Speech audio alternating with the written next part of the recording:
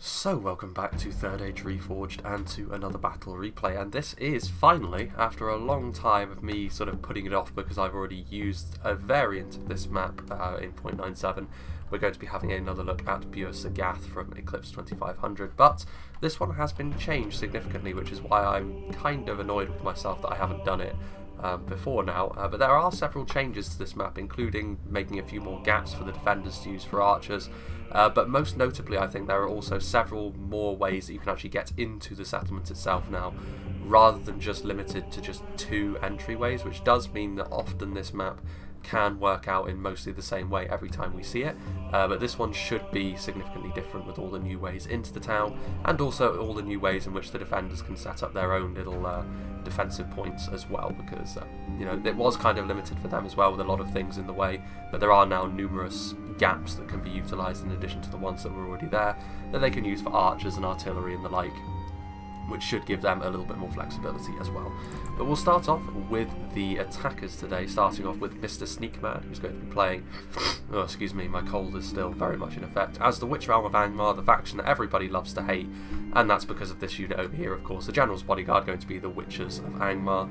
We'll see if they can be used to good effect in this battle. Trebuchet is actually a very good map for the defenders to have to face the Witches on, because of the elevation, because of the defences, because of the distance that you can see them coming from.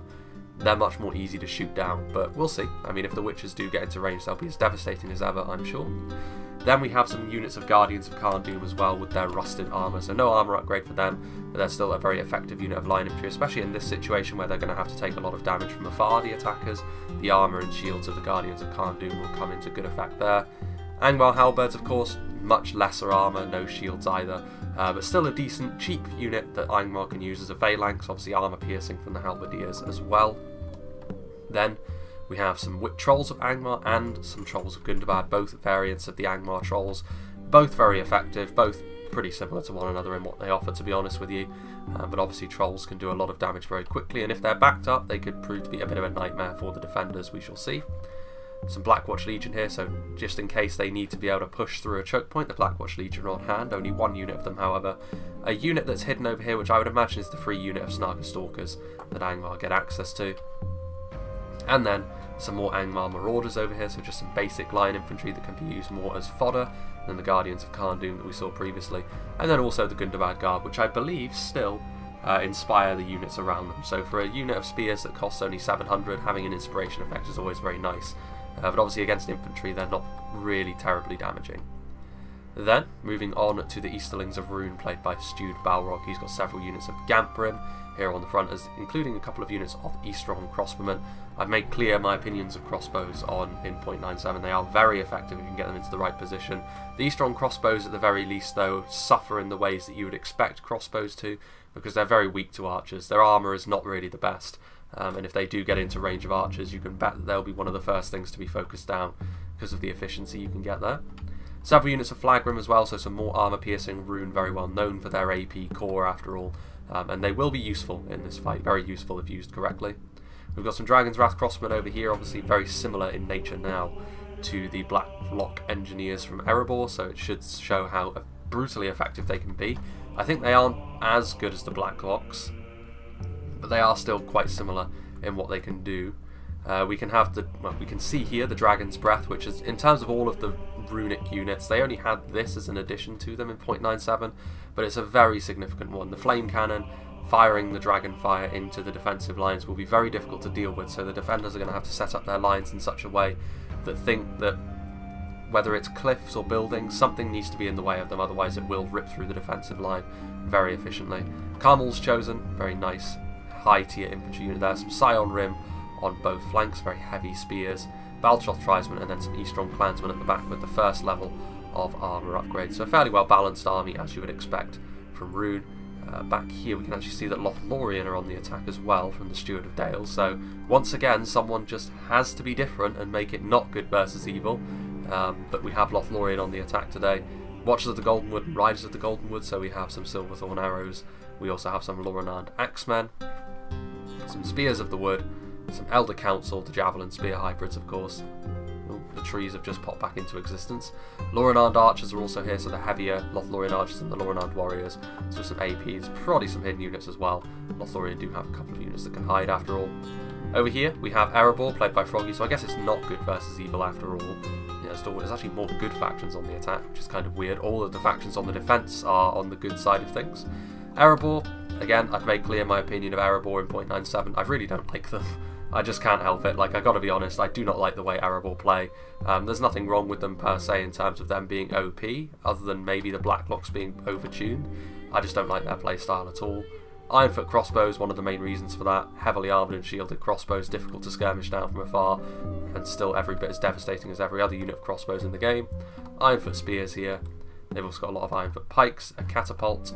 We have some Ironfoot warriors, some Highborns of Erebor. Erebor legionaries are also at the back, so pretty well. Yeah, and then there's also, of course, the Blacklock engineers, which, in my opinion, are every bit the offenders that the Witchers are.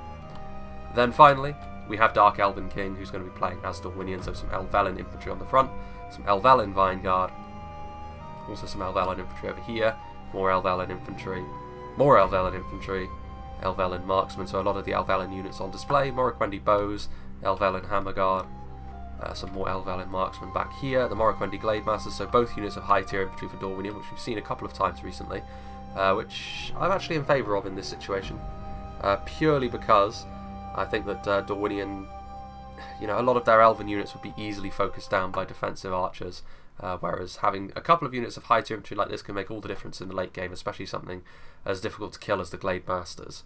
Elvelyn marksmen back here as well. They could have some hidden units in the Nandor Glade Guard as well. Now we move on to the defenders, which the triumvirate of really powerful infantry factions are on the defence today, because we have Imladris, Khazad-dûm and Numenor. Starting off with Imladris, played by Dolorelf. He's got some God Helheim over on this side. Obviously, again, they have the high mass Silverthorn arrows. A couple of units of Eldarenway archers. Several units also have the Noritino warriors, so of course you can go to the red limit on some of these units when you are in a 5v3, because you have the ability to do so. Absorb that cost a little bit more. There's a huge amount of archers actually here from Dolorelf, with 3 units of upgraded archers of Rivendell as well. I'm not sure whether I think this is a particularly good idea. I mean, I suppose the Noritino and the Eldarenway archers can be used as decent makeshift infantry when all is said and done, but I feel as though it is a bit questionable to leave out so much of Imladris' really strong infantry.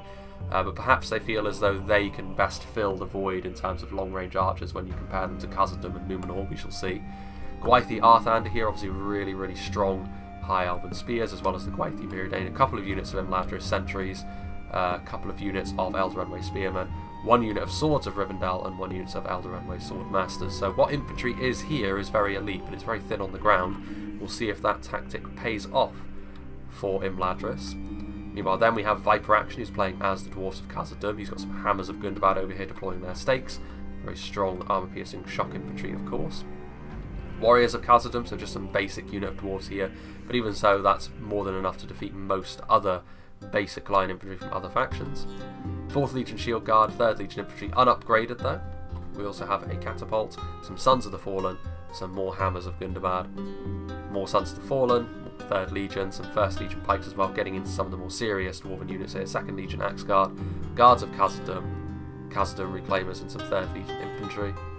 And then we move into Numenor, played by Eclipse 2500, who sent me this battle replay a little while ago at this point, but better late than never. Belagaya Pikemen here. We also have some Romena Abadim, another really, really strong unit of line infantry, particularly when it comes to their attack. They're able to kill stuff much more quickly than units of a similar type.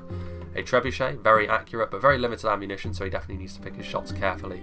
Some Seafarers of Nindamos, big fan of them with how much damage they can do and the utility later when they can go into melee. Belagaya Pikes, another unit of them. We also have, of course, some Adunheim Shadow Bows. I think, actually, Numenor are the only faction that's on the defence today which can even field Rangers. So it's a good thing that they did bring them, because they're so potent when you get them into the right place. Romena Nardukadar, so some armour-piercing spears, and the rest of his army kind of spread out a little bit more so than his allies. Belagaya Pikes, Seafarers, some Romena Nardukadar. Another way into the settlement now is right the way around here, so he's already got a defence set up. Romena Nardukadar, Naru Sentinels, and some more Seafarers, and that's pretty much it, I think. There may be a couple of other units that I have missed, but I'm sure that they will make themselves apparent as the battle goes on. No defensive cavalry this time around, so they're not going to try and sally out, which is probably for the best, to be honest with you. I've seen it quite a few times on Bur Sagat where the defenders try to use cavalry, and often they end up just getting themselves bottled up and easily killed, so probably for the best that they're not using that. But I will make a cut here because of course the attackers have got quite some way to march before they're in a position to actually start attacking the cliffside settlement, so I will rejoin when the battle begins. So here we go, the Trebuchet already firing away, and unsurprisingly as well, because of course marching through this very narrow canyon means you can scarcely miss, especially with how accurate the Trebuchet now is. All it really needs to do is manage to actually not hit the two cliff sides, but only one of those shots actually managed to land centre mass into one of the units, but even so you can see here, Stu, Balrog and Rune taking point. Again, not a particularly good shot, just hitting the side there. Unfortunate from the Trebuchet here that even with as accurate as it is, it's not actually managing to hit into the units. I do think that Eclipse is doing the right thing by trying to hit these units as they move through, because a hit into the centre mass of all of those Scion Rim and Flag Rim would be very useful later on. Obviously Rune, they're not going to be able to stand up to the three defensive factions, especially not with the quality discrepancy, but Rune is still a very well balanced infantry force, especially with that AP, which will be useful against Numenor and Khazad-dûm, especially because they're a little bit more reliant on their armour than Imladris. Imladris of course still with very high armour values, but they too have the defensive, the melee defense, which elves are very well known for. Those two shots were a little bit better, managing to hit centre mass. So you can see Stu Balrog is already trying to run through the canyon and spread out a little bit more, so that the Trebuchet will have less motivation to hit these units. Just having a little look here. So yeah, so Rune are actually the only ones to have actually moved this far forward so far. Lothlorien from the Steward of Dale also moving into pressure this side, but immediately as soon as Rune get into range of the Archers of Rivendell, there's no respite for Rune. They are immediately going to be attacked by the Archers, and this is one good point. I mean, if the Eastron Crossbowmen get too far into this position, the Archers of Rivendell up on these defensive positions are immediately going to start fighting, or firing I should say. This was an area where there was a cliff and a building before, so this is one of those examples of the defenders being able to shoot from another angle. You can see immediately they're going after some of the more vulnerable units in the runic ranks, the Gamperim. They do have a shield value, but it's very, it's much more limited, only a shield value of 3 or so Elven arrows will still very much find their marks and get some good kills. Clansmen moving forward, another unit of Gamperim. You can see here there's another way up into the settlement. You can also go up and around that way as well. So with all of these new entryways into the settlement, I would suggest that actually it's going to be more difficult for the defenders to go on to win this battle. It is going to be augmented by the fact that they do have a few more areas from which they can put some pressure on the attackers as they move forward, but I don't think that really makes up for the fact that they're going to have to defend more choke points, so they're going to have to spread themselves a little bit more thinly. So yeah, Bjornstad has always been a battle which has produced some pretty close replays in the past as well, so the defenders have really got it all to do. They're fortunate they're playing 3 factions who should be very, very good at this. There are certain factions, especially when you talk about factions which are more focused on quality, which really benefit from having the additional funds that being outnumbered on the defence really offers, especially in Imladris I would have to say, but they've gone for a more archer heavy build, which is kind of interesting. We shall see how well the infantry of all 3 of these defenders holds up. Baltroth tries from moving in, so you can see they're climbing up the very steep incline to get onto this angle of assault. You can see there are some Remena Bawabarim in position. I'm sure that they won't want to use their ammunition on Baltroth Tribesmen, though very limited amount of ammunition on the Bawabarim. Armour-piercing arrows, of course, but not very many volleys at all. They'll want to use it on something a little bit more substantial, like the Dragon's Wrath Crossbowmen. That would be almost an ideal target. Still those Archers of Rivendell continuing to fire.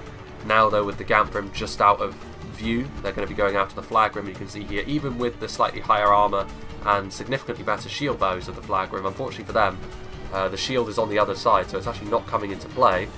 The shield value only comes into play from the front and from the side that the shield is actually being held, I think. At least I think that's how it works. And the Flag Rim already taking some really substantial losses. We do have the first of the melee engagements. The Remena Abarim are in loose formation, so perhaps they're not in the best position to receive this assault, but at the end of the day it is only Eastron Clansmen, and they're going to desperately need the Gamperim's phalanx to get in and support them quickly, because even with the armour upgrade, that is going to be no defence against the heightened offensive values that the Abarim provide. Certainly Eastron Clansmen, among the militia units, the Eastron Clansmen are some of the best at dealing with infantry, but certainly not when it comes to the Abarim, and you can see almost immediately as well, Archers of Rivendell up on the second layer, so using a good layered skirmish approach here are immediately going to come to the aid of the Abarim front line. As if that wasn't enough as well, there's also the 3rd Legion closing in, so I think Stu Balrog has probably miscalculated this. Like, he maybe thought that he could get a few kills on the Abarim, and he's not wrong, he could, but at the end of the day, both of these 2 units are going to be very easily dealt with, and that would be a good thing for the, a very good thing for the attackers, the defenders, I should say. Meanwhile, what have we got here? Rune actually coming forward pretty quickly, and it does look as though the Bowabarim actually did open up on the Baltroth Triton, which is interesting. Baltroth Triton are deadly as javelins go, but they're not that expensive a unit. Well, through this very narrow canyon, you can see the Seafarers of Nindamos in position now. Very limited ammunition on the Seafarers, and this is perhaps something that Rune senses they can use to their advantage. The Baltroth Tribesmen continuing to harry backwards. Because Numenor don't really have lower end skirmishers, it would seem. They don't have any Belagair archers, so they can't just use them to kill the Baltroth tribesmen. So they're either going to need to come forward and engage them in melee quickly, or looks like they are going to engage them in melee as well. Surprising as well with the Seafarers, because you really don't want to risk losing the Seafarers without losing their payload because of how devastating those javelins can be. But they are in danger of losing this, not against the Baltroth tribesmen certainly, but the Scion Rim, they're so tough that they should be able to outlast the Seafarers, to be honest with you. But at the very least, this has forced the Baltroth tribesmen into a pretty hasty retreat, but with the Nardukadar coming forward as well. The Nardukadar are a very different matter though. With their armour piercing, they should be more than a match for the heavily armoured Scion Rim. The Scion Rim, of course, don't have armour piercing of their own either. And with the Naruna Iru Sentinels as well, as good as the Scion Rim are, Numenor have a very distinct advantage here, and they're going to need the support of the Baltroth tribesmen to have any chance of getting through here. There's also the Bowabarim in the background as well. Meanwhile, yeah, unsurprising to see this assault fold so quickly, I think. An ill-fated runic attack through the new choke point that has been added to Björsaga, and the Eastron clansmen continuing to get harried backwards by the archers of Rivendell. Meanwhile, looks like we do have some action over here though, as Lothlorien start to push in on this side. Spears of the Wood leading the way, Lorinand archers trying to shoot in, and I don't think, well, you can see over here the devastation that the Lorinand archers have already provided to the dwarves in particular. The problem that they have though, Lorinand archers don't exactly have the best shot. They're having to go over their own men, and the warriors of Khazad-dûm, they are shielded, you know, as dwarves have. They also have decent armour. And they're also the unit that Viper Action will mind losing to archers the least. Having said that, the defenders can't really afford to throw any unit under the bus as such. They're definitely going to need to preserve as much of their manpower as is possible.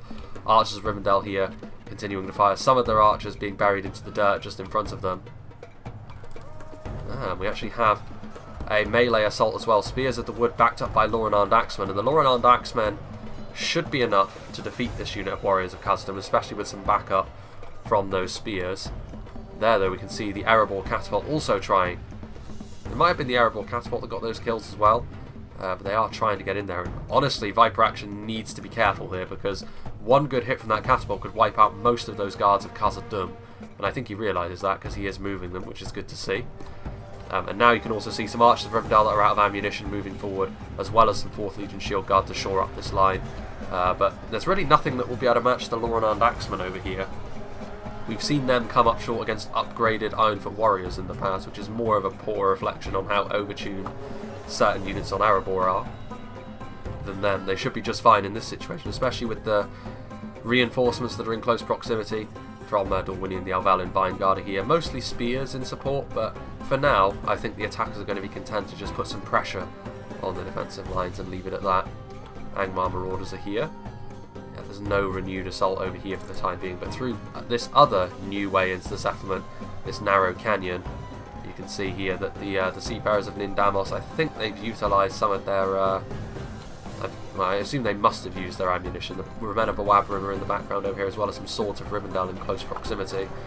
Baltroth tribesmen, I think, out of ammunition at this point, and now this is a worry, I think, for Numenor. Getting onto the slightly raised terrain, the Dragon's Wrath crossbows, going to try and get into a position to shoot and carve their way through this front line, because certainly with the Naruna Iru Sentinels here, who I think have taken some damage from the Baltroth tribesmen from the looks of things, but in melee, there really is no way through, unless they could use the Trolls. The Trolls of Angmar in the background there could do a decent number on them, but I think they're a little bit reluctant to use their Trolls this early in the fight. They want to preserve that punch for later.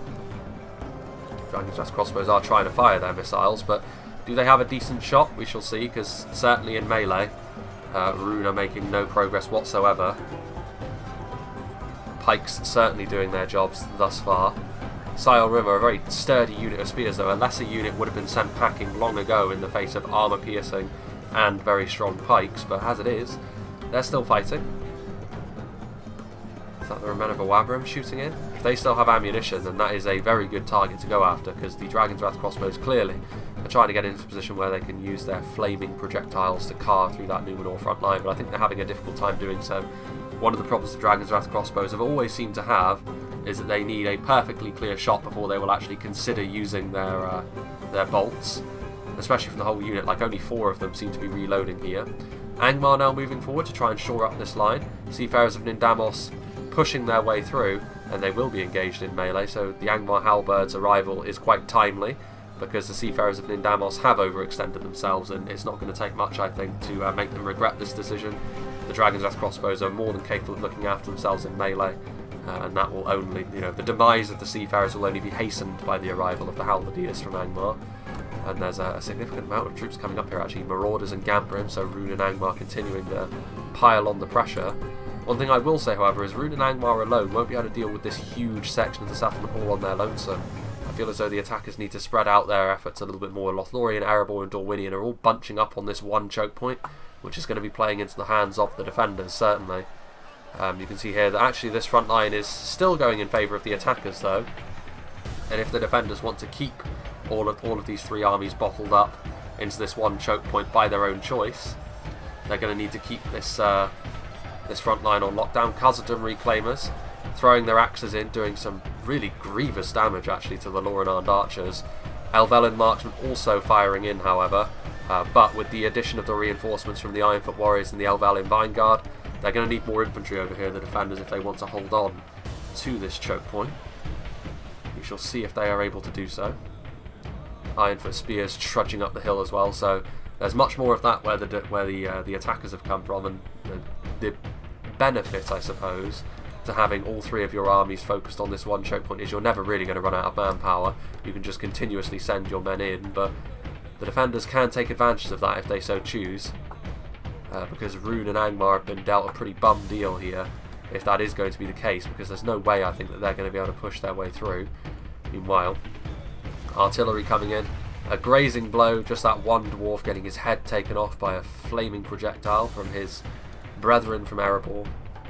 Was that a dwarven unit? Yes, it was. Warriors of Khazad-dûm. Meanwhile, over here, these reinforcements that have arrived onto the front line, Angmar, Marauders and Halberds and Gamprim. You can see actually that the Dragon's Wrath crossbows, I think they've given up. I think they realise that the raising in the terrain there is not significant enough for them to have the impact that they wanted. More Seafarers of Nindamos. I'm actually surprised at how casually the ammunition from the Seafarers is being used. Perhaps Eclipse just feels as though he needs to use the ammunition, just dump it in, and then use the Seafarers as infantry. Which is a possibility. That's a question of whether the composition of the defenders here was right. Gamprim defeat is a distinct possibility. Angmar Marauders. I mean, this is the problem that Rune and Angmar are having. They're committing these units forward. Angmar low tier units, Rune standard units, but they're having to go up against Numenorian elites. And the results are about as you would expect. And here you can see Seafarers of Nindamos and Remen of Awabrim, as soon as those Dragon's Wrath crossbowmen stick their head over the trench, metaphorically speaking, they're immediately getting shot. And the Awabrim in particular making good use of their ammunition there, and this is effectively keeping the Dragon's Wrath crossbowmen out of the fight, so very worthwhile. And that of course means that this front line will continue to struggle from an attacker's perspective. What's going on over here? So still Rune and Angmar reluctant to move up into this central choke point, rightly so, because once again they'll meet the same fate as the first wave did. If they want to move up through the middle, they will need either Erebor, Dorwinion or Lothlorien to come over and give them a bit more support. As it is, the attackers seem to be, there's a huge cluster of troops there. You can see that the attackers are making progress over here. And the defenders will need to commit more if they want to hold on to this position. Lorinand archers out of ammunition, pulling out those curved elven blades. The marksmen, the Elven marksmen, also out of ammunition, pulling out those arming swords. So, you know, the attackers are also chewing through their own ammunition supply, which is one of the things, certainly when you're rolling with Lothlorien, you can use to your advantage. Noratino warriors shooting away. The Khazad-dûm reclaimers using up their ammunition are now in melee alongside some hammers of Gundabad, but they're outnumbered here, the defenders, and they need to send forward a more substantial force to hold on. Unless they're hoping to use their artillery over here, but I don't think that is the case. They need to send forward more than one unit at a time to reinforce here. They really need to gain the upper hand. And a unit of Imladris sentries and Eldarenwe spearmen would be enough to do that, I think, in conjunction with the dwarven units that are already here. The Imladris pikes in particular are such a difficult foe to take on, and nothing that the attackers have on the front line so far is going to be up to that task, I don't think. The Eldarenwe spear is also notoriously difficult, and now another unit of hammers of Gundabad coming forward, so this is a little bit more like it from the defenders. I would certainly stack the deck quite heavily here if I were the defenders, just because the attackers seem intent on utilising 3 whole armies to get through this one choke point. Make it as difficult as possible for them. Bottle them up and then shoot them. The simplest and most effective way to win a siege when you're outnumbered as the defenders. Make the attacking armies as small as possible. And in this case, the attackers are a little bit guilty of making that decision for the defenders. Noratino warriors in position here, ready to shoot into the side of any attackers that come through this way. So yeah, I mean, here you can see also, however, Snaga Stalkers starting to move into Angmar, starting to put some pressure over on this side. And to be fair, Numenor's defences over here are not huge. I mean, there are some dwarves helping them out as well. But Orc Fellas moving in from Mr. Sneakman, so some lower end axemen. The AP will be useful, but they're going to need more reinforcements if they're going to really hope to be able to make much progress here. Guardians of Khan Dûm moving forward as well. I do agree with this actually from Angmar. You know, I think as the attackers, you really need to be making use of as many angles into the defensive positions as you can, especially seeing as the main difference to this version of Biosagat to the previous one is more ways in. You know, you need to make use of them. If you're the attackers, use those superior numbers. Angmar halberds moving in. Guardians of Khan Dûm getting into melee, but a little bit further ahead of the rest of their army, which is actually not a good thing. Because the Guardians of Khan Dûm are in here. They're good as far as line infantry goes, but they're in melee against 2nd Legion Axe Guard. Exactly the sort of unit which is going to be really good against heavily armoured line infantry. There are now some Angmar Marauders moving in, some Orc Fellas as well, but you can see immediately from on high the Adunheim Shadow Bows are starting to shoot in, so the Numenorian Rangers seeing an opportunity to get some good value off on an Angmar blob. There's some Pharazim Swordmasters up here as well. Noratino warriors burying quite a lot of their ammunition into the cliffside, but also a fair few of their arrows are actually finding the mark. Over here, you can see Rune is still here, shooting into the Bravrim, and I would say as well that in this sort of situation you're always going to have some arrows hit the cliffside. That's just kind of how it will be. You just need to try and mitigate that as much as you possibly can. So I don't hold it against people when they actually do, you know, waste a bit of ammunition into cliffsides like that, because sometimes it's unavoidable with how the map is and how Medieval 2's units sort of fire. Over here, meanwhile, Rune continuing to pile the pressure on over here. Eastron crossbows getting into position, and they, you can see, get my words out, are managing to, even if they are arcing their shots slightly, that support will be enough, I think, to give Rune a real advantage here. A lot of the pikes are already gone. You know, the Flagrim are on the front line now as well with some more AP. So, all of a sudden, Rune's starting to make some genuine progress over here, which is going to be a problem that Numenor primarily is going to have to deal with. You know, how are Numenor going to deal with this? They're going to need reinforcements, I think, because over here certainly is where the defenders are more lightly manned. Nardukadar over there. There's some shadow bows hidden. The Pharazim Swordmasters are here, but I mean, this is a significant force which is bearing down on them. This front line will still hold on for some time, but with the Carmels chosen and the Flagrim and the support of those Eastron crossbowmen, Rune will eventually smash their way through here, and then Numenor's going to have to rethink their defences, I think. Meanwhile, Snaga have joined the front line. Orc fellas getting in behind the lines, but with Nardukadar there, even with the slightly broken nature of this front line, because of the quality of the defending units and the relatively low tier nature of most of the Angmar forces, they will lose. And of course then there's the matter of the archer support they're getting into the backs of the Guardians of Khan Dûm, or sides at the very least. All shored up by the Belagaya pikemen, so I agree with Angmar actually attacking through here, but they needed to send forward more forces. They needed to have their reinforcements closer, because there are gaps here that Angmar could take real advantage of if their reinforcements were slightly closer. Angmar halberds, you know, a unit of Blackwatch Legion here would actually be really devastating, because the mass push would definitely work, cause chaos in the defensive ranks, and then they could really take advantage of that. But as it is, 2nd Legion Axe Guard are getting over here, so while the attacking reinforcements are taking some time to get over here, the defending reinforcements will have time to react also. Over here, meanwhile, the addition of the High Elven Pikes, the Heavy Dwarven Infantry and the High Elven Spears have meant that all of a sudden this fight has definitely flipped around in favour of the defenders, and Ladros's Pikes showing why they are such a devastating force. The Ironfoot crossbows are in position, and they're doing their thing. Again, they're difficult to skirmish with because of the shields and armour.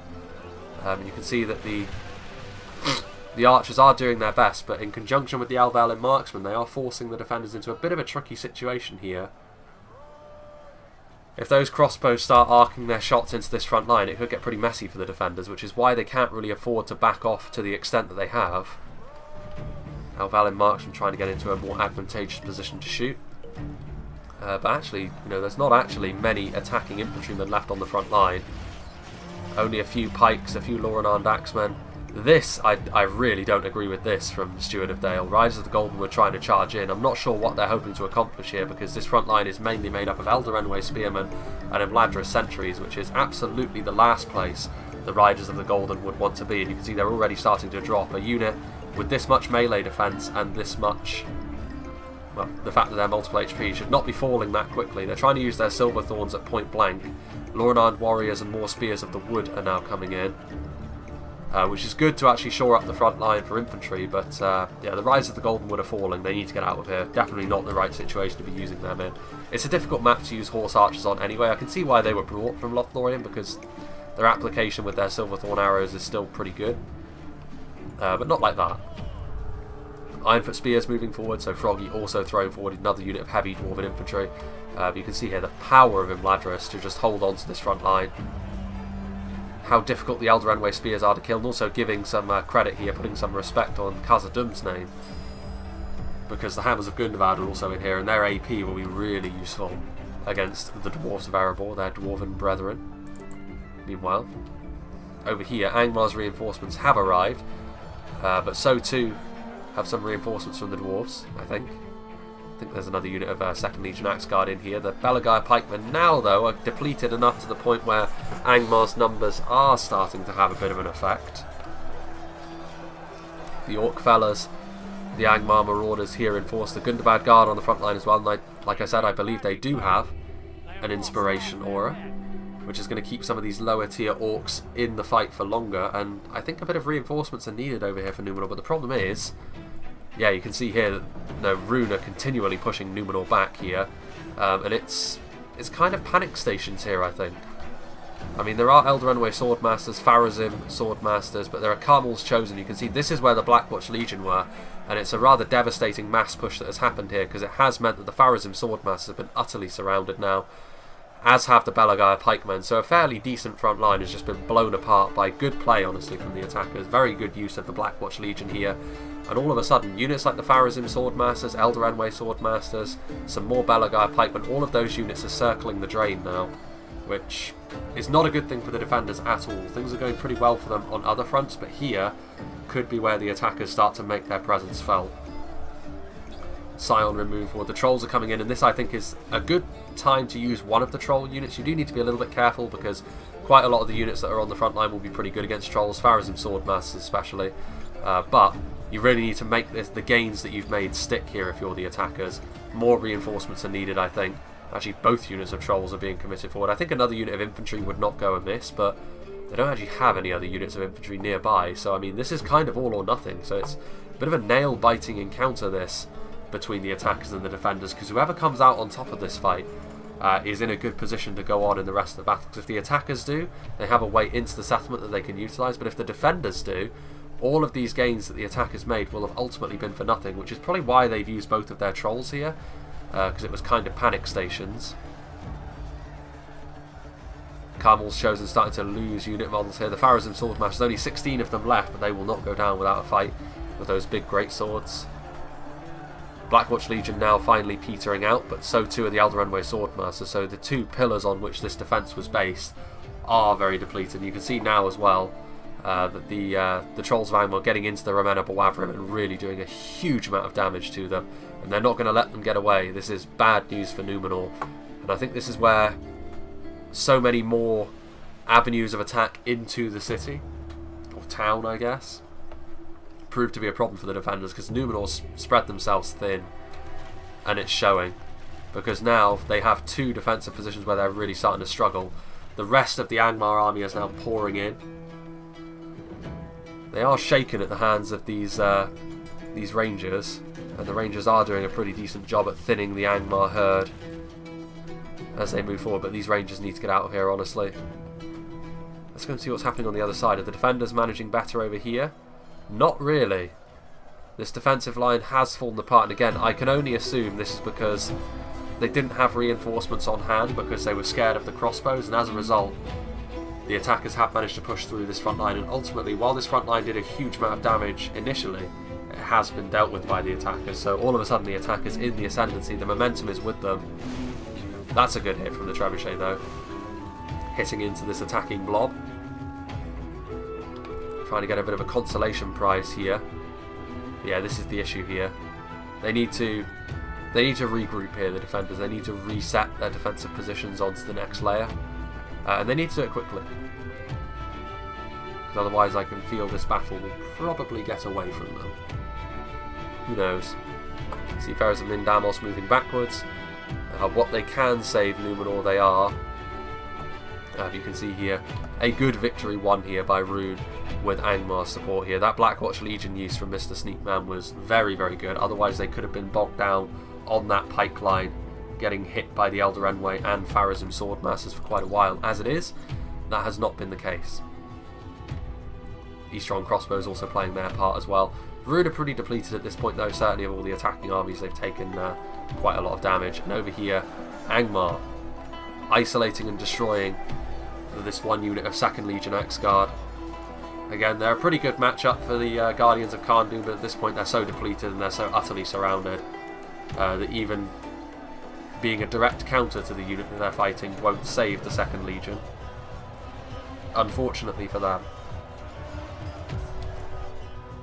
Good work from Angmar though. I'd have to say that of all the attackers I've been most impressed with Angmar so far.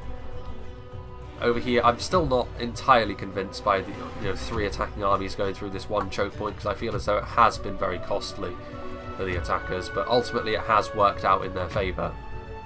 Here comes some Noratuno warriors down the hill to try and block the advance. Sort of a bit of a rearguard action I think is going on here.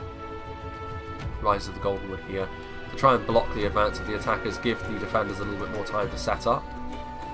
3rd Legion Infantry. How far back are they going to retreat here, the defenders? They're going to go right the way back to the final layer. I think they probably are, and I think that's not necessarily the worst idea.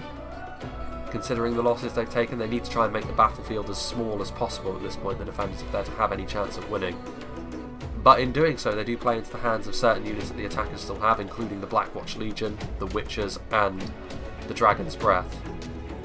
3 units you really don't want to be playing into the hands of, with how devastating they can be.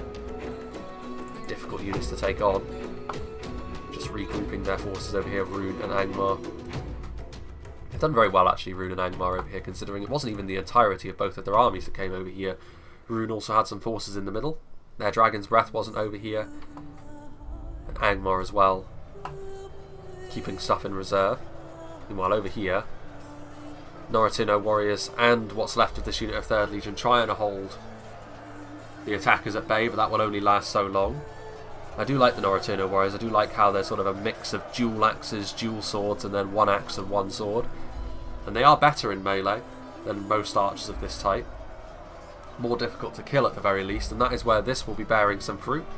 It'll take the attackers a little bit longer to get through the Noratuno warriors than it would a unit of similar archers. And that is ultimately all that the defenders will be able to accomplish by doing this. Eastron clans with only 17 of them moving forward. I'm not really sure what they hope to accomplish with that. Retreating yet further. What have we got over here? Another little plateau that the defenders can potentially use. There was one version of Biosaгаth I had a match on, which was another sort of variant of it, kind of like this one, where there was a mountain that was up here that was used, and it wasn't too dissimilar from this. We'll see if the defenders choose to use that or whether they choose to use the Lord's Palace at the back. Meanwhile here, I think, you know, Clip's caught on his heels a little bit, failing to save this unit of Remena about him now, I think. And to be fair, they probably will give as good as they get against trolls, but 2 units of trolls charging in, I think this unit of Remena about him's days are very much numbered. Spiky clubs being utilised. Riders of the Golden Wood also charging in. They will be able to get away, but more depleted than they would have liked. Indeed. Nothing left down here, really. And finally the Noritano warriors break. And finally the attackers will be able to move forwards. A lot of their army will now be able to mobilise from the lowest sections of the map. They still have a decent chunk, of course. With 3 armies over here, they were always going to have a lot left after they did finally break through.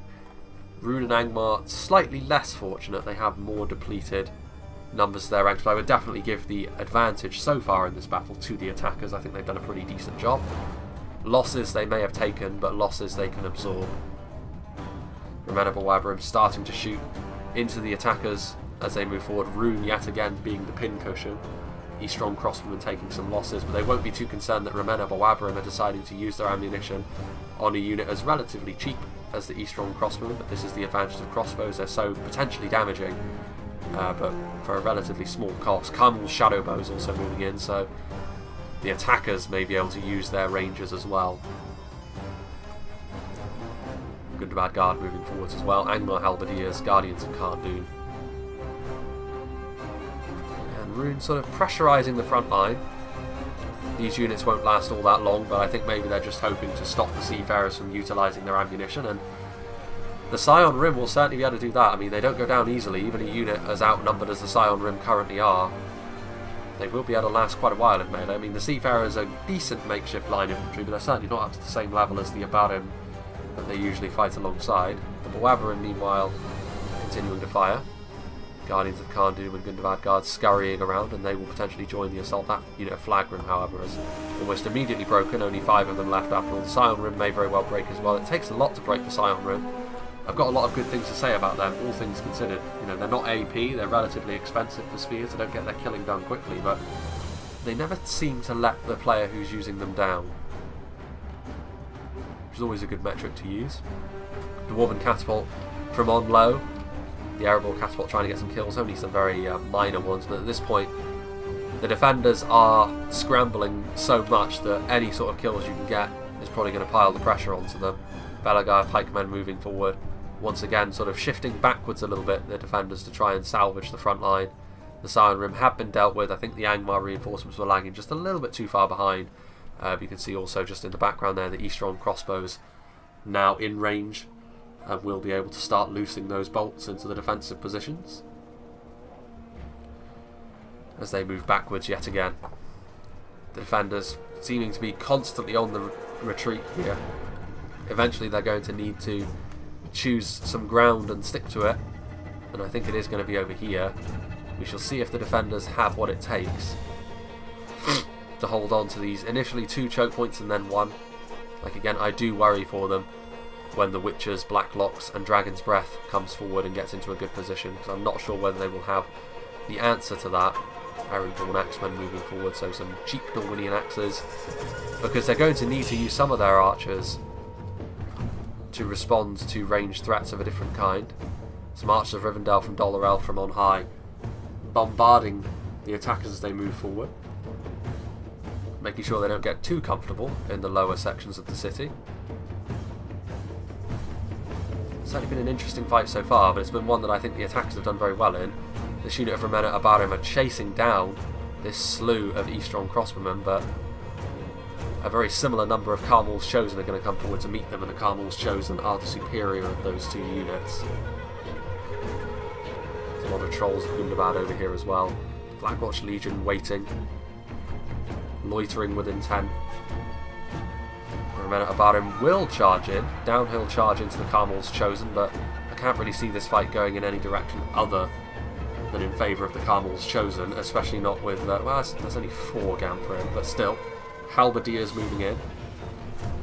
Yeah, and there they go, they're already wavering, and as if that wasn't enough, crossbows. It's only a very minor victory for the attackers, killing off 20 Remnant about him, but still it's another engagement which is going in their favour. And I feel as though part of the reason why they've done this, I'll give the attackers credit for some good play, but also I feel as though the compositions have been very well chosen from the attackers. They've got a lot of a good mix of strengths, Rune and Angmar working very well in tandem with one another. And then of course the disparate strengths of Dorwinian, Erebor and Lothlorien also have to be taken into account. And honestly, I'm not too convinced by the defending compositions here. Not too convinced at all. I mean, late on, all of those Elven archers could pay dividends by focusing down units like the Witches and the Blacklocks, which otherwise would be devastating. But I don't know, I'm not sure, honestly. I feel as though Numenor have also missed the trick by not investing in any like Balagyr archers, because it means all of their skirmishes have been low ammunition, high damage, which means units like the Eastron crossbowmen have been able to run roughshod over them the whole time. Guardians of Kharn now moving in, engaging the Seafarers of Vindamos. They have utilised some javelins, I think, at this point, but they're in trouble here, honestly. They're getting shot by crossbow bolts. Guardians of Kharn and Gundabad Guard are not units to be taken lightly. It's another unit of Seafarers utilising their ammunition. Not the best angle to use, but at this point I don't think Numenor have much of a choice. They're having to just sort of stop the rot as best they can.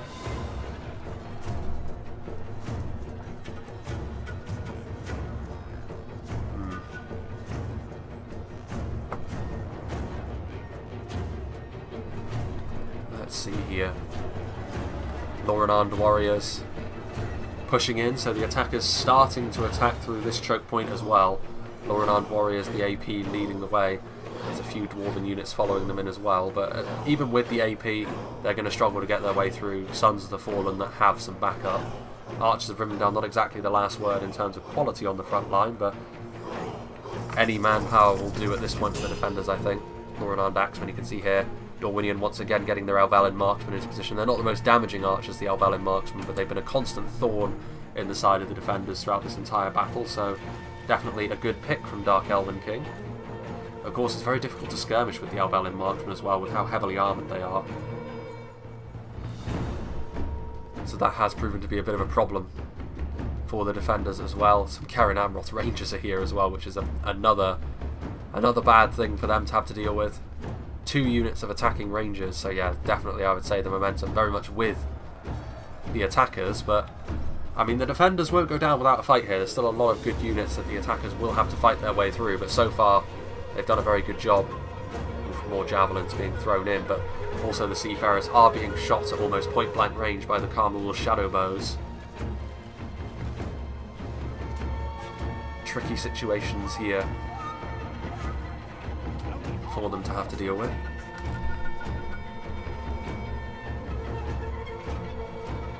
Trolls of Angmar trudging their way up the hill as well. Seafarers, they may be out of ammunition at this point. They don't have very many volleys in them after all, and they may have tried to go for the Carmel shadow bows, but I think that opportunity has passed them by, because the Trolls of Angmar are now in here and they should be able to really do hefty damage very, very quickly to the Seafarers. Not a good situation for the defenders to be in once again, so they're still on the back foot. They haven't managed to recapture the initiative at all ever since their initial front line started to collapse. And the attackers now piling on the pressure.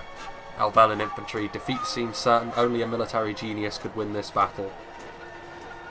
Of course you would expect that, but over time the attackers at this point have got manpower to burn. They can just continue to try and wear down the line. But to be fair, 1st Legion pikes on the front line. Elder Council nearby. Those 1st Legion pikes, though, they are somewhat exposed. Might be a good opportunity to use something like the Watchers of the Golden Wood to start knocking them over. That'll take away a lot of the initiative from a unit of pikes in particular to knock them over. Basically takes their phalanx out of the equation. And against a unit like the 1st Legion, to try and nullify the threat that they pose is pretty significant. But once again, you can just see, thanks to the overrunning of the very limited Numenor defence that was over here, the attackers continuing to move forward, and now all of these units which are on the front line are almost a lost cause, really. The 1st Legion pikes also getting caught by the Trolls of Gundabad, so once again, I have to say, very good work from Rune and Angmar. So far, Dorwinian, Lothlorien and Erebor, they've just done their job in a very workmanlike fashion. They've just pushed in and done exactly what you would expect from a siege. But I think Rune and Angmar have gone that extra mile so far. Of course, this will hurt them in the late game because eventually they will run out of resources. I think Rune in particular is kind of scraping the barrel at this point. But they do have that Dragon's Breath, which is very significant in a situation like this, where the defenders have decided to try and hold this really long choke point. The Flame Cannon will be able to rip right the way through this defence. In particular, it will be able to snipe out this Trebuchet. So there really is no rest for the weary for the defenders. The Elder-Runway Archers out of ammunition apparently, charging into melee. I mean, as heavy Elven Archers go, they're pretty good in melee, but it's a bad sign that Imladris, for all of their archers in this battle, they haven't really been able to inflict the kinds of damage that would have been necessary, and in the end, I think their composition has proven to be more of a hindrance than a help. I feel as though sharing the load in terms of archers would have been the better thing to do.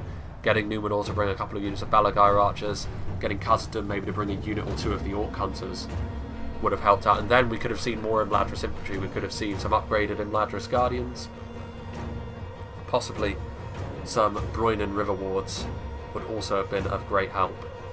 As it is, we're in this situation, and it's not as if the defenders have no fight left in them at all, but I feel as though the momentum was captured by the attackers when they started to push through those initial defences, and I think it's going to be really difficult for the defenders to recapture that at this point.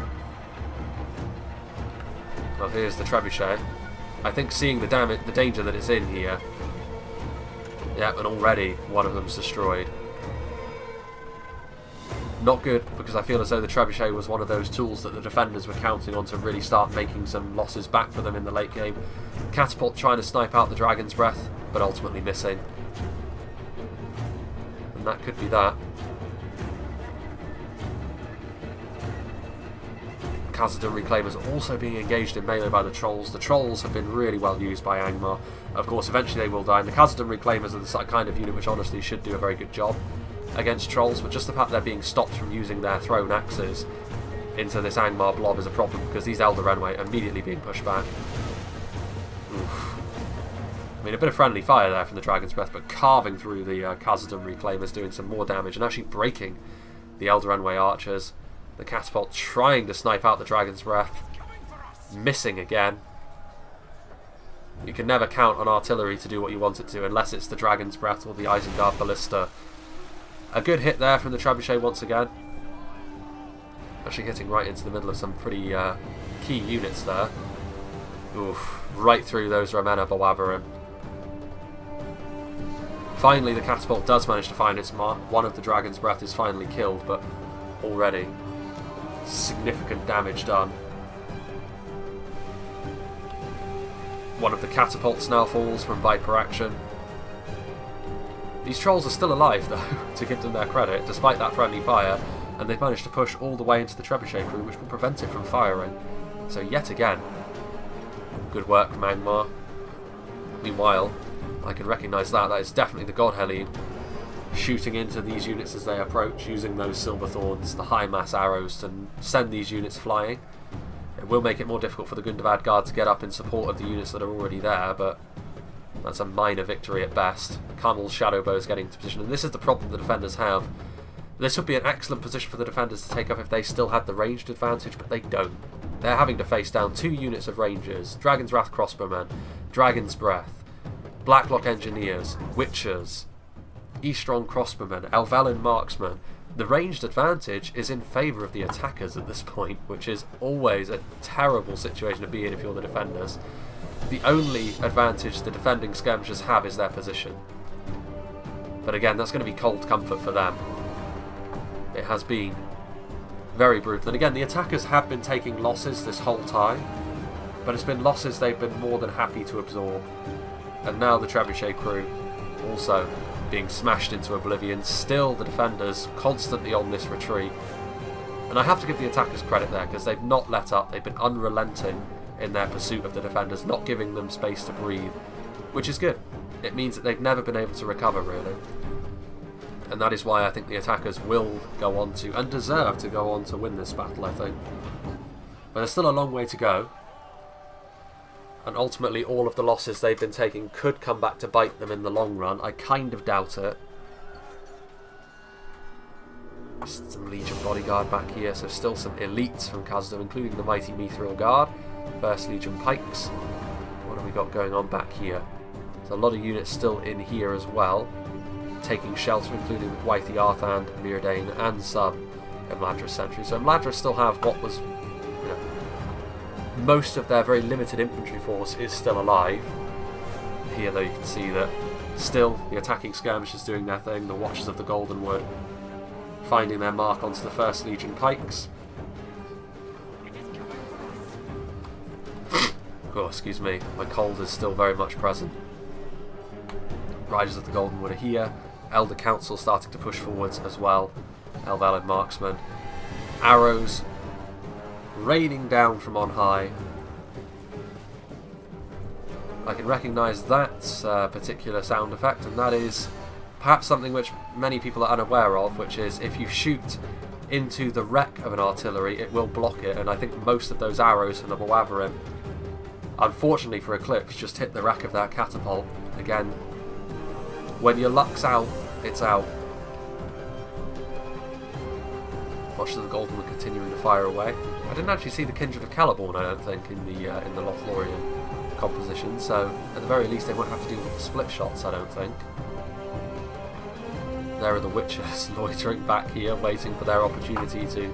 I mean, that's the thing, even if the defenders do manage to fight their way back into contention, a unit like the Blacklocks or the Witchers will be able to tilt the balance right back in favour of the attackers once more. So I think it is just a case of a warrior's death here for the defenders. Karen Amroth Rangers revealing themselves, Carmel's Shadow Bows.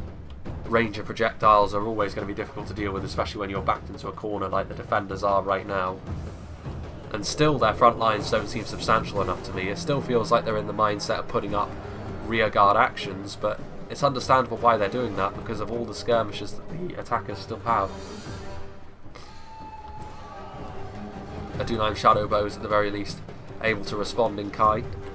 This could be an opportunity for them to really rack up some kills. The God Helim at this point are out of ammunition. Oh, Trebuchet Catapult getting point blank kills there, getting some really, really unfortunate friendly fire there. Like I said, when you're unlucky, you're unlucky. The God Helim trying to shore up the front line, obviously a very effective unit of line infantry in their own right. Unfortunately for the Adunheim Shadow Bows, looks like they just ran out of ammunition, so they too will just be committed to the front line as makeshift infantry. Into the meat grinder with them. Romena Bawabarim will be taking up that position instead. Armour piercing rather than body piercing. But it's better than nothing. Elder Runaway Spearmen hovering as well. Gwaithí Arthand, I think most of the Imladris force is starting to move forward here, sensing that the last stand is upon them. To be fair though, the attackers have finally stalled a little bit. That assault has been thrown back in spectacular fashion. Assistance from the catapult causing a lot of those units to break. And just the fact that the front line is made up ultimately of Guards of Khazad-dûm and Sons of the Fallen, very difficult to take on. Legion Bodyguard also now being committed forwards. There's one choke point where the entire battle is now centred. Karen Amroth Rangers in a pretty good position, shooting right through the Romena Bawabarim. The God Helim getting up onto the high ground. 2 units of God Helim then. Another example of Imladris putting a lot of stock into their archers, but in theory that should have been enough to take away the edge of some of the attacking skirmishes, but it just hasn't proven to be the case. I guess they were just too eager to utilise their ammunition and didn't use it on the right targets perhaps, but sometimes that isn't your decision to make. Sometimes you have to respond to what the attackers are doing. Ironfoot Pike starting to stream forward. Some of these routing Gundabad guards screaming for their lives, having taken point blank arrow and catapult fire. And there of course is the Dwarven catapult as well, starting to try and take some pot shots at the defences. And why not at this point make the defenders feel even more uncomfortable than they have up to this point. Eastron crossbows are still here, and the fact that Eastron crossbows still have ammunition is a testament to how well Rune and Angmar were able to push through. Again, Numenor were very stretched over on that side.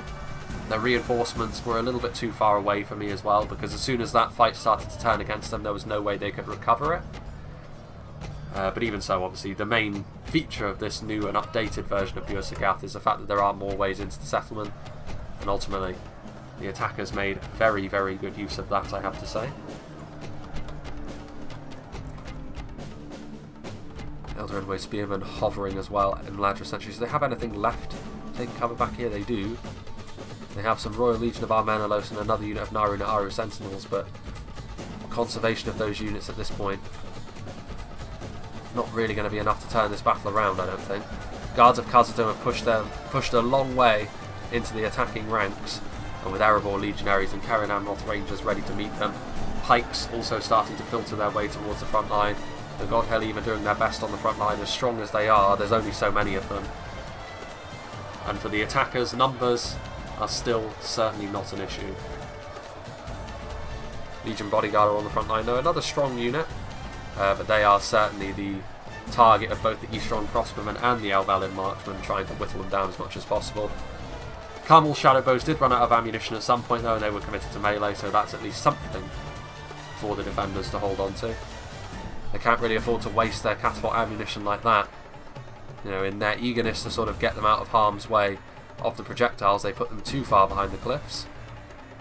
But this is an opportunity for the catapult to really start making some kills back. This may be the best hope for the defenders to go on to win this battle. The catapult needs to make good use of its ammunition here. Fortunately for the defenders as well, the Erebor volley missing everything. Close to hitting, but no cigar. Well, Godhelm continuing to fire away. They need to conserve some ammunition for the Witches, of course. What will the catapult manage to accomplish here? I mean, the Erebor catapult's still firing, so the Khazad-dûm one needs to fire quickly before the front line starts to buckle under this pressure from the attackers. Well, I mean, it gets some friendly fire here, but it does get more good kills. Another good hit as well, so this is exactly what the defenders needed. You can see the Godhelm also shooting into the side there, so this front line, this assault could start to fall apart as well. Is this the beginning of a great comeback for the defenders? And they're doing absolutely devastating damage here, but the Erebor Legionaries are managing to push their way through the front line, but ultimately that's not going to help them because they're just going to be met immediately by the Mithril Guard, who will put them in the ground very, very quickly. Remena Bawavrum continuing to fire as well, taking a shower of arrows for their troubles, or are those bolts actually? But they will be able to give as good as they get. Elder Endway Archers are there. Elvelin infantry pushing their way forward, so Dorwinion trying to shore up this wavering front line with some basic men-at-arms, while the real battle still happens between the ranged units on both sides. In particular, the Khazad-dûm catapult is making up for lost time. A single Silverthorn arrow manages to hit one of the Gwythi Myrdain. They are in position there, the Watchers of the Golden Wood. The Godhelm are here.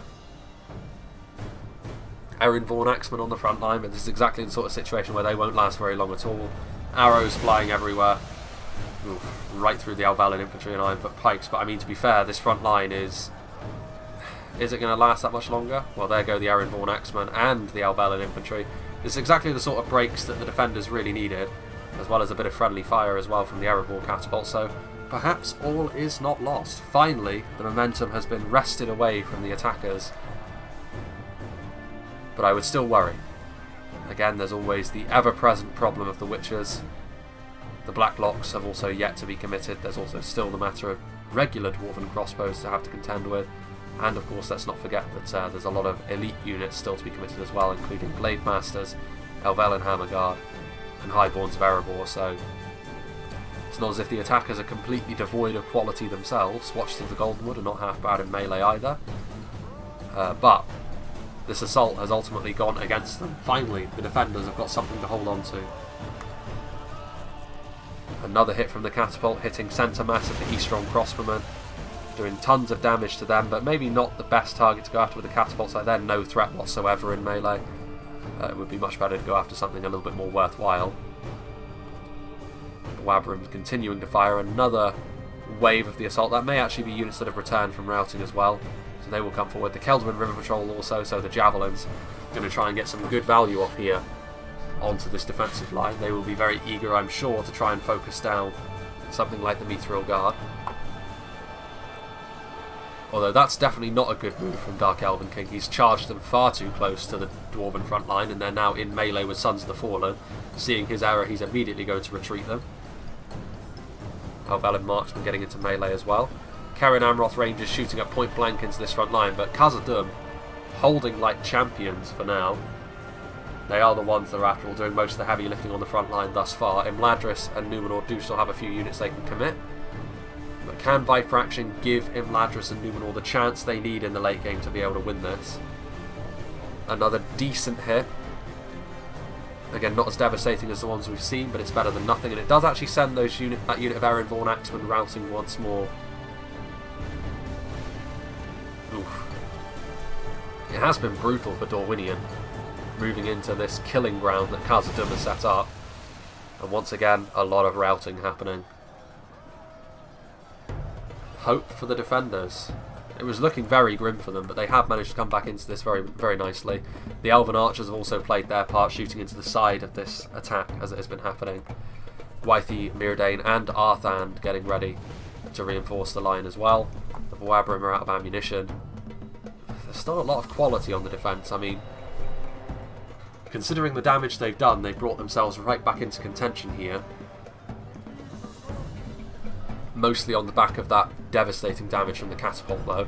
Again, it's not just in terms of kills that it's doing damage, it's sending a lot of units routing, which is making it very difficult for the attackers to sustain the kind of assaults that they were finding easy in the early game. And get a look close up so you can see E-Strong Crossmen that are out of ammunition are in melee, but they're getting dumpstered now. Gwythi Arthan moving forward. The Keldwin River Patrol getting some decent volleys, but I think they are actually going to be engaged in melee. But of course in melee, the River Patrol are very poor. They will not be able to withstand Numenorian and Elven infantry. Ironfoot crossbows doing some damage, getting some pretty decent shots actually, and I would imagine they're probably going for the Gwythi Arthand. Karen Amroth Rangers are very close to the front line, however, and they are immediately being engaged by the Gwythi Arthand. Again, they don't get their killing done all that quickly, the Gwythi Arthand, but they're incredibly difficult to kill. Really heavily armoured and enormous melee defense values, combined with being multiple HP. The ultimate sponge. God Hellion getting into an ideal position, because now, with the angle, they're not going to be firing any of their arrows into the dirt. All of them will be finding their mark, which is very important. Of course, when they're out of ammunition, that's another 37 elite infantrymen that can be committed to the front line as well, as those Silverthorns continue to do the business. Ooh, excuse me, my voice really is on its last legs. Keldwin River Patrol. Defeat seems certain. Only a military genius could win this battle.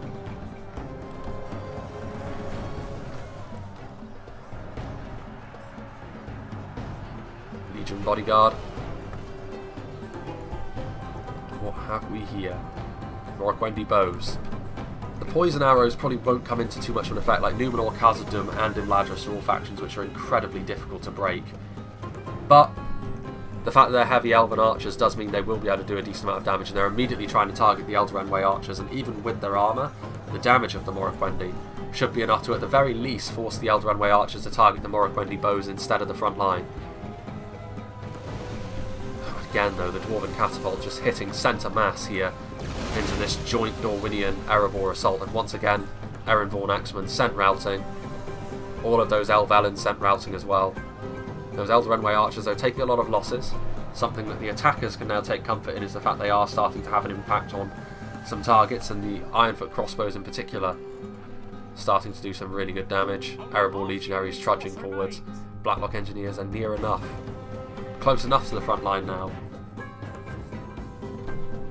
They could be a real factor. The Witches, that's the Dragon's Breath cannon. I mean, the Erebor catapult now hoping to return the favour somewhat.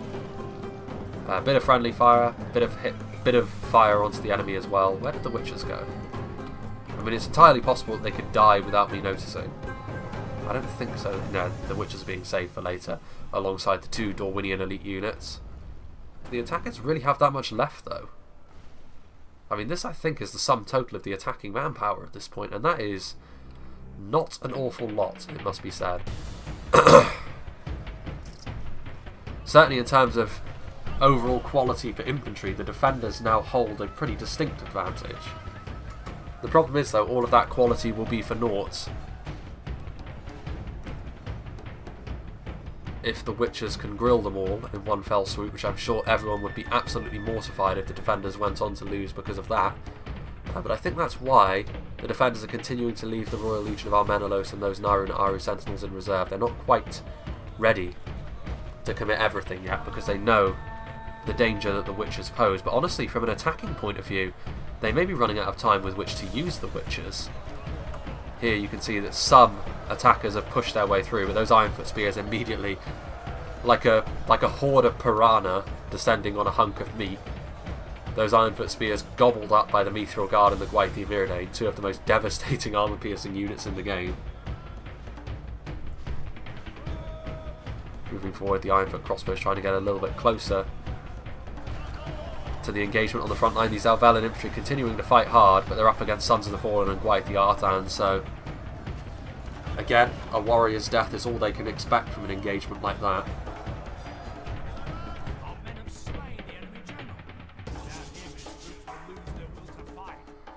Erebor legionaries moving forwards.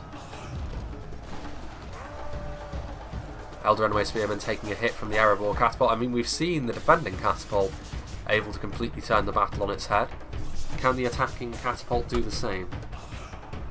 Those Elder archers are in a really nasty position though, getting point-blank shots off onto the Erebor legionaries.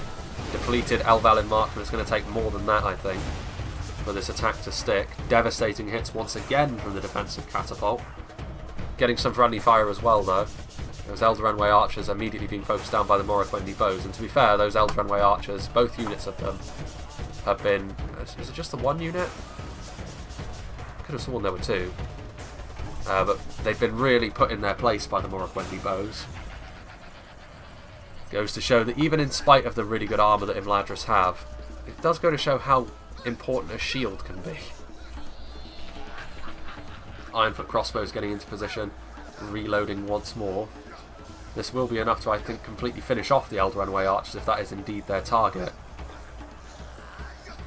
Is it their target though, I wonder? No, it's going to be the 1st Legion Pikes, which I think is a good choice because the Morroquendi bows have definitely got that engagement in hand. Catapult though getting a very nice hit there into the Ironfoot crossbows. That Khazad-dûm catapult has more than paid for itself already. Anything else at this point can be considered a bonus. What we got going on back there? Gwaithir Myrdain repositioning themselves. Elder archers really taking a beating at the hands of the Morroquendi.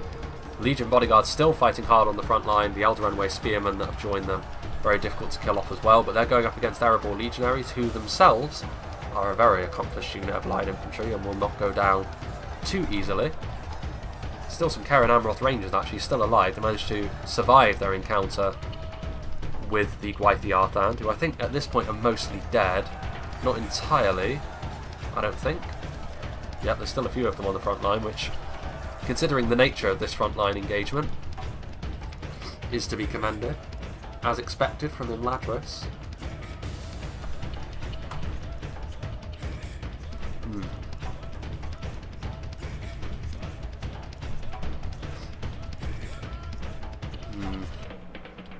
Elven marksmen routing Ironfoot crossbows pulling back.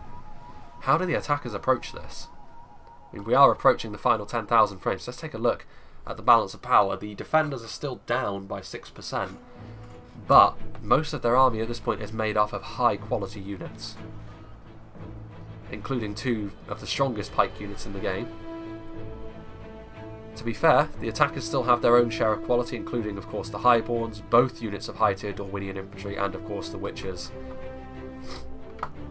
But how much of their army is made up of stuff like this? Like Erenvorn Axemen at this stage in a battle like this, which is going to be mostly decided by quality, you would imagine, it's not really going to be worth all that much. So Dorwinian continuing to keep the assault alive, but they're immediately going to be shot here, the Erenvorn Axemen, and they're not going to last long in melee at all.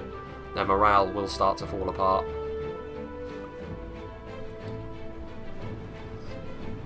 Again, they're really used to chopping down trees more so than chopping down elves, so...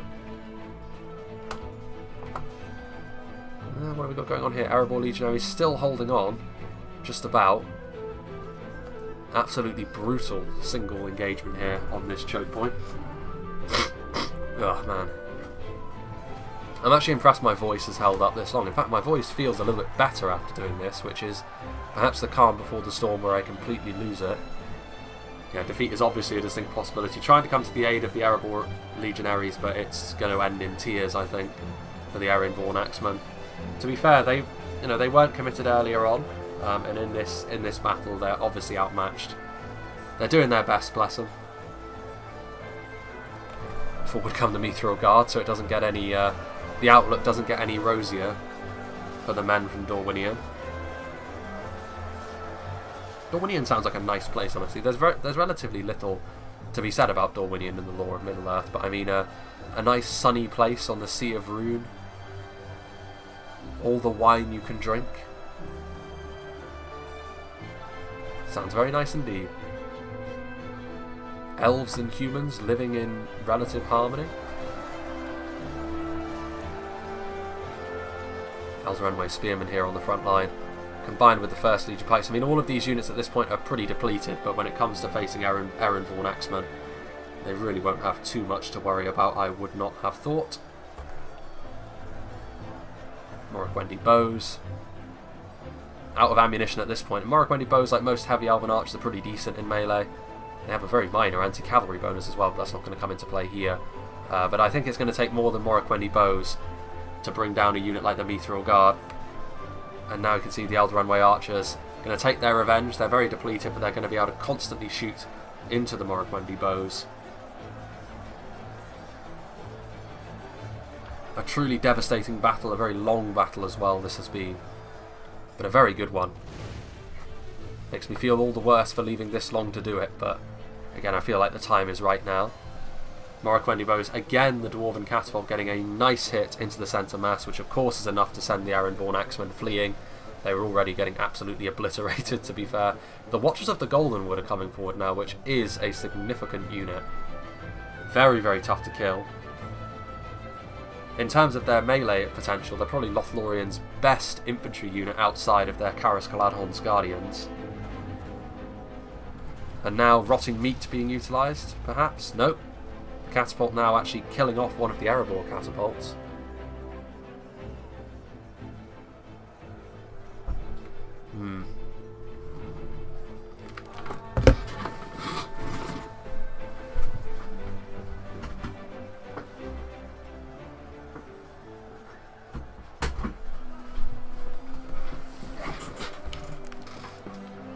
Many apologies for that. The dog just wanted to leave the room, and I think I'll leave that in because it's not really worth cutting out with how short it was. The Gwaithir Myrdain charging in to stop the advance of the Watchers of the Goldenwood, but in this situation, the AP, well there goes Balin, run through by a Dorwinion glaive. In this situation, the Gwaithir Myrdain's AP actually probably won't help them, because the cost of AP is often that you have lower base damage, and I think the advantage would go to the Watchers of the Goldenwood there, but actually the numbers might be what does make the difference here, because there is a difference of 10, which I think will be enough to give the advantage to the Gwaithir Myrdain, but at the very least the Watchers of the Goldenwood have forced the Dwarven Catapult back. Also, if the God Helym and, well, the Eldraenway archers decide to start shooting the Watchers of the Goldenwood in the back, that will definitely make the difference. Well, I think this is it. This is where all of the, this is for all the marbles. The Nandor Glade Guard do reveal themselves, which is probably where, you know, I was thinking it was, considering the percentages, it probably was a little bit skewed to why there had to be some hidden units at least. And of course, Nandor Glade Guard revealing themselves, so Dorwinion coming forwards in force. God Helym starting to shoot into this blob. Are the Witches in here? I would imagine they probably are. Blacklock Engineers getting into place as well.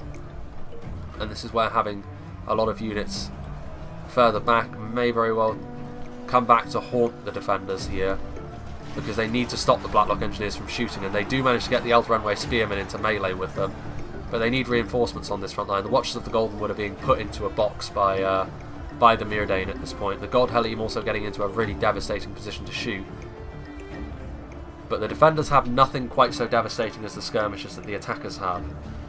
So that would be my question. I mean, the Witches at this point, I'm not sure where they are. They have to be nearby. Morroquendi Glade Masters bypassing the Mithril Guard, who at this point are really holding on. In come the Royal Legion of Armenelos, in come the Imladris Sentries and the Narun Aru. There goes the Dorwinian General, but at this point the units on display are so elite that I really don't think that that's going to have too much of an impact. I mean, it may cause what little was left of the lower tier Dorwinian units to rout, but I have my doubts, if there were any of them left anyway. Sons of the Fallen still fighting hard, the God Helene still fighting hard. The Morroquendi Glade Masters are a really tough unit to kill, but with all of these pikes and with the Royal Legion, it should be doable. But the problem is going to come from the fact that they're going to be reinforced. Elven Hammerguard moving forward. Look at this though, a big push coming from Dorwinian. I think seeing the danger that all of this represents, the Witches of Angmar pulling back. The Blacklock Engineers now completely unmolested. They're going to be able to fire freely. And I think that's why Numenor are so desperately moving forward. You can see the God Helene though. I think they just completely silenced the Witches. There's only... well, actually no, there is 11 of them still alive.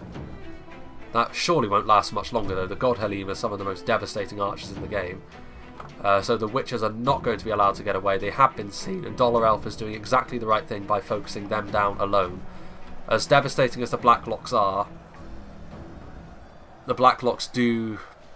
as crossbows, they are at their most devastating when they have a clear shot, which they don't have at the moment on anything other than the God Helene, interestingly enough. But the God Helene are not actually able to completely finish the Witches off. The balance of forces is evenly matched. Actually, the balance of forces going in favour of the defenders here, which is surprising actually, considering all the quality that the attackers brought to bear. It must be the pike line doing their thing, the Elven Hammerguard taking a lot of damage, the Eldarenway archers in position. Forward comes another unit of Keldwyn River Patrol. So you can see here the numbers that were in the attackers' favour. They've done the right thing by attacking all at once, the attackers, just throwing everything in. There goes our Pharazon, getting run through by a Warhammer. Still, the Khazad-dûm catapult has ammunition though, and getting another good hit. That could be the difference maker, honestly. The God Helene now in melee. The God Helene need to continue to fight the Blacklocks. That'll be an interesting fight, to be sure. I would probably give that to the God Helene just because the elves tend to have the edge in melee when the numbers are even. And also the additional melee defense. Keldwyn River Patrol though, could it be that a unit of lowly River Patrol with their javelins is what makes the difference here?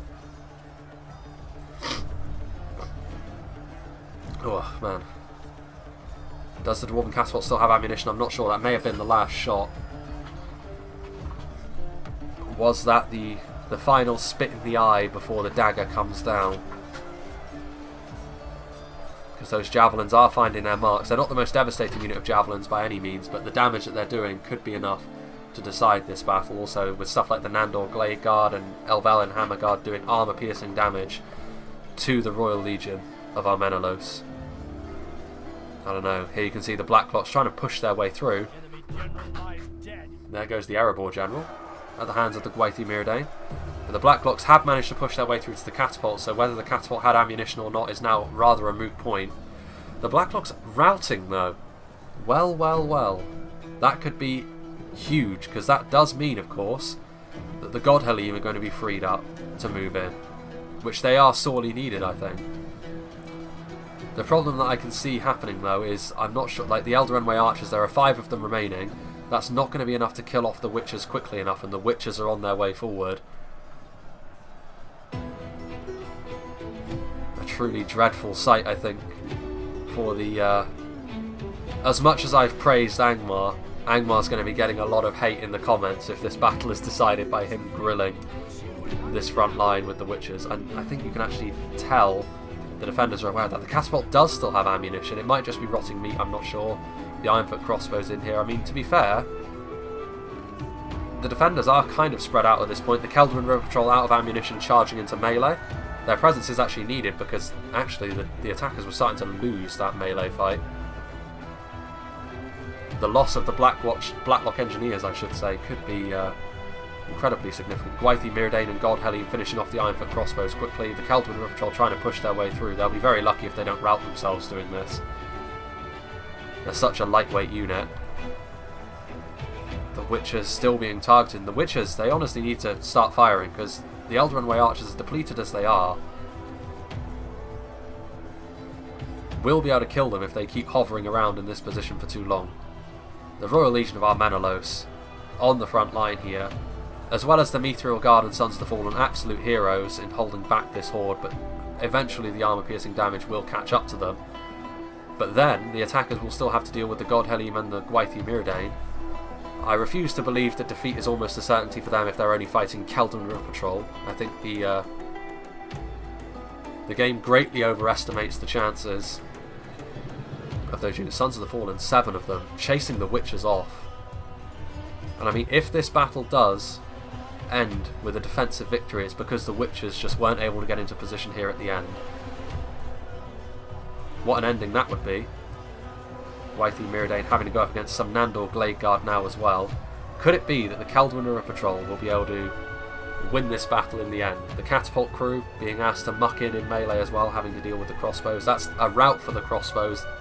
These are the margins by which this battle could be won or lost, honestly. There are 6 Elven Hammer Guard. There are 8 Naru Naaru Sentinels. There are 23 Nandor Glade Guard. The Witchers are here. They manage to get a shot off and don't hit anything.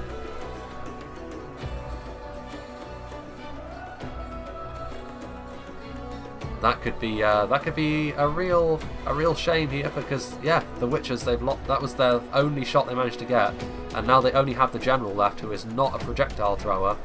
I think it actually hit the wreck of the catapult, which is why it didn't connect with the Gwaithir Myrdain. My. Wild. I mean, to be fair, the attackers could still go on to win this battle. 4 Elder Way Archers, they still have a decent chunk of units here. The God Helim are trying their best. There's the catapult crew as well, fighting hard, engaging the Angmar general. I mean, this is an incredibly close battle at this point. 96% of the attackers still remain, which... do they have anything left down here? Am I making too much of this? They still have a unit that they have hidden away, which they can send forward. A unit of like Camel Shadow Guard or something coming in from left field to put this battle beyond all doubt. I mean, at this point though, the quality of the defenders, like the Gwaithir Myrdain and the God Helim, 2 units that are so high on quality. I mean, the Elven Hammer Guard are as well, but they're even more depleted. And there go the Keldon River Patrol finally. 24 men routing, that could be the difference here. I mean, there are 2 Morroquendi Glade Mass as well, which, to be fair, I mean, at this point in the battle, 2 Glade Masses could be the difference between victory and defeat. Those Elder Way Archers continuing to fire, again proving to be a real factor in this battle, which, especially considering how fragile the Nandor Glade Guard truly are, that could be, again, a real big difference, which is probably why here the Morroquendi Glade Masters are going after the Elder Way Archers. They should be able to defeat these 4 as well. But is it too late? And there goes the Imadris General. What a battle this has been.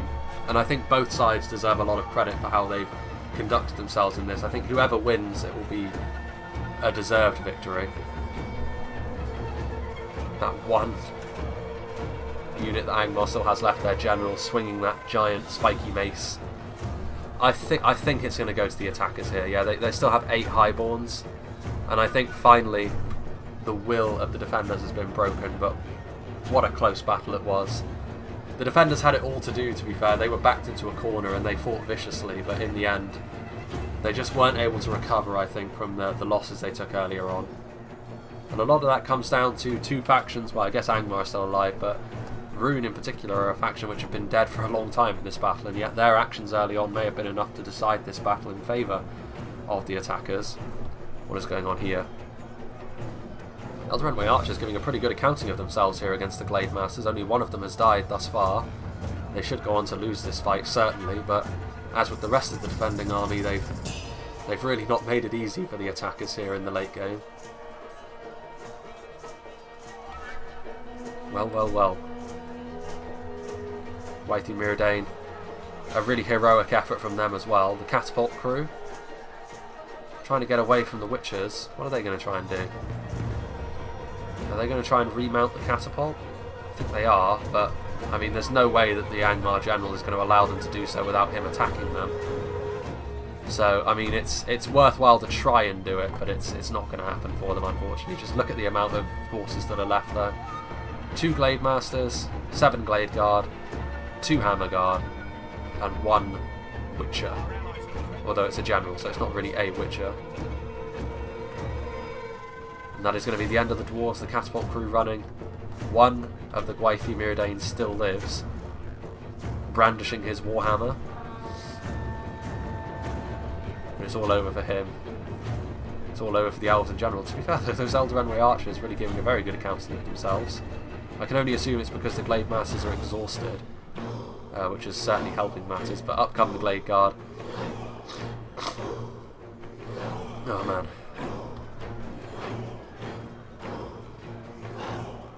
Elder archers. Finally going to be dealt with. This one Gwathi Myrdane, Smith of Eregion to give them the classic name, is now also going to be mobbed by the Highborns of Erebor. What a close battle. A battle of the highest quality from both teams. And I can't really give an MVP here because I think everyone played their part. Rune early on with Angmar, and then in the late game, Dorwinion I think deserves a bit of a special mention for just sort of throwing themselves against that brick wall until it eventually fell over. What a battle that was. Excellent indeed. Yeah, I'd agree, honestly. A cruel twist of fate. I mean, I do think that the attackers deserve credit here for how they conducted themselves early on. But really very well done to everyone. Yeah, a battle of the highest quality. I've really got little else to say other than that. I think everyone played their part. You know, I think, you know, in spite of Dorwinion getting the lowest amount of kills in the late game, the fact that they still had the strength to carry on did see the attackers over the line. You know, Erebor and Lothlorien took a lot of losses up the hill as well. Still did well. Rune definitely did their damage in the early game. I suppose if you were going to give an MVP to the attacking side, it would probably be Rune because of what they were able to accomplish earlier on in the battle. And Angmar as well, also backing them up. The defenders did very well because I thought, honestly, with how the mid-game went, they were on the constantly on the back foot. And to be fair, the losses that they sustained there were ultimately what left them with too big a mountain to climb by just a little bit. But ultimately they did come back really well in the late game. I think Khazad-dûm's catapult obviously devastating. You know, Imladris' archers did their best. You know, really very well done to all the defenders. Let's see what did the damage for Numenor. The Adunheim Shadow Bows, unsurprisingly perhaps the Rangers getting a high amount of kills, but also the Naru Naharu Sentinels. The one unit that was kept back for the late game did very well, it seems. 477 kills for a unit of pikes is obviously very, very impressive. Other than that, though, only a few units actually breaking 100, including the Nardukadar, the armor-piercing spears. Pikemen doing okay. The Trebuchet doing okay, but I feel as though the Trebuchet, again, the Trebuchet could have done better, but it certainly wasn't a waste in this particular battle. A big thank you to Eclipse 2500. I know it took me a little while. I think this one was actually sent to me just a week into my university term, and it's nearly halfway through it now, so obviously it takes me a little while to get around to some of these sometimes, especially on maps that I've shown somewhat recently as well. But definitely a good addition to Buursagat, I think, to add more ways into the settlement because it makes it a little bit more dynamic and gives a few more options for the attackers and the defenders to use as well. But big thank you to Eclipse, big thank you to all the players that played today. I think they all did very, very well for themselves. And with this one finally done, I'm not sure what I'm going to be doing next. Again, it kind of depends on what sort of time I have to record as per usual. But yeah, big thank you to Eclipse once again and all the players. I hope you enjoyed this, and I hope you'll join me for whatever is next.